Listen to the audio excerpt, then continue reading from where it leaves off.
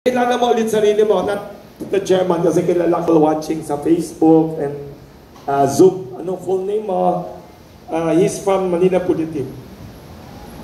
Pakilala ko lang. Okay sir, thank you very much. Ma'am, good morning. Ako po si Freddy Lazaro from Ilocos po, writing for Manila Politic. I'm just kunin lang yung statement nyo regarding dito sa mga renewable energy. Kasi ang program ngayon ng gobyerno ay they are buying in for or exploring the possible installation of offshore wind farm in Ilocos. So yun lang po yung gusto kong itanong sa inyo kung ano na yung nagiging update sa inyo if you are aware about this project. Di ko alam yan May drilling, Ilocos. Wind. Offshore wind. Yes. Opo. Isa po yung, ang DOE po, siya po yung lead agency sa offshore, hindi lang sa offshore wind, but in exploring our renewable energy resources. But we, at ERC, we work alongside the DOE. Kasi po yung taga-gawa ng rates para dun sa mga bagong project na yun, ERC po.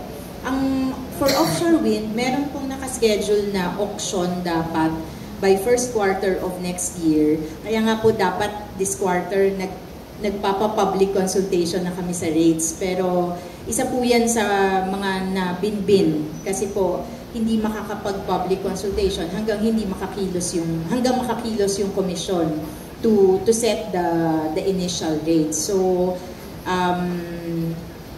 hindi ko lang po alam kung paano po natin mapapagalaw, pero yun po yung direction. By first quarter of next year supposedly mag-auction na ng mga areas for offshore wind. Okay, may alam po ba kayo na mayroong potential area dun sa Ilocos? Yes. Opo, ang Ilocos po isa sa, I think DOE had identified at least 12 areas na very good wind resource. I think Ilocos is definitely one of them. Ang dami po nating onshore wind projects na sa Ilocos and may viable offshore wind areas din po sa Ilocos. Ang issue na lang po yata ay port, kung saan pwedeng magamit na port. But I think Ilocos as a candidate port na po. So maganda yung prospects ng Ilocos for offshore wind. They are also looking in Cagayan?